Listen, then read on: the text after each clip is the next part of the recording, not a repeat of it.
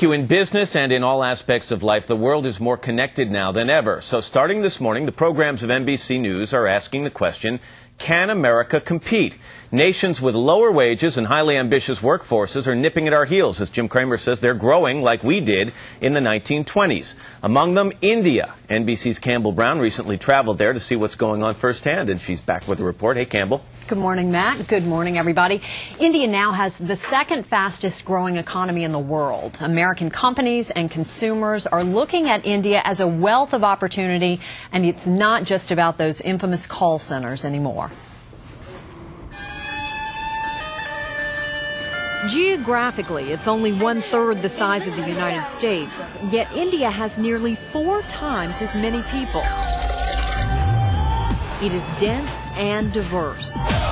And right now, ancient history is clashing with modern industry. India is in the midst of an economic explosion. A country with more than 1 billion people, a civilization of more than 5,000 years old, is going through a massive transformation. At the heart of that transformation is the southern city of Bangalore, India's version of Silicon Valley. Booming Indian companies like Infosys compete with American companies setting up shop here as well. The draw is India's well-educated, English-speaking workers. May I help you this afternoon? This is an enormously motivated market. These are young people who know what they've been missing, and they really want to catch up. And these aren't just call center employees. There are white-collar jobs being outsourced as well. When a patient at St. Mary's Hospital in Waterbury, Connecticut needs a CT scan in the middle of the night, Dr. Arjun Kaliampur in Bangalore reads it. It's as easy as a click of the mouse. And when 16-year-old Kaylee Hum of Modesto, California was having trouble with geometry, her mother Vicky went online and found a tutor nearly 9,000 miles away. Bangalore calling Modesto. Hi. Her tutor in Bangalore is cheaper than an American tutor and gets the job done. She doesn't have any more problems with math. With these new opportunities, a burgeoning middle class has emerged in India, roughly the size of the entire U.S. population. And it's got plenty of disposable cash, an appetite for brand name goods, and trendy nightclubs. It's out here on the street where you start to wonder if all this growth is happening too fast. In this crush of people, garbage will pile up on the sidewalks for days.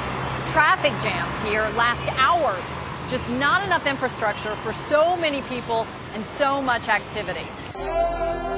About 25% of the Indian population still lives below the poverty line, subsisting on less than $1 a day. One of many challenges India must overcome to truly compete with America.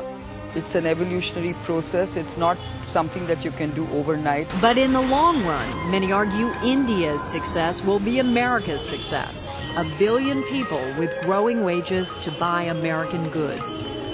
But we are talking about the long run here in the context of can America compete. When you visit India, what's still the most striking thing, I think, is the disparity between India's newly rich and the poor. And Matt, you've been there. As you know, in many ways, India is still very much a third world country, and they've really got to overcome many of these infrastructure challenges before there is a real competition. It's an assault on the senses, both good and bad, yes, when you go there. Absolutely. Welcome home. Thanks. Good to have you back.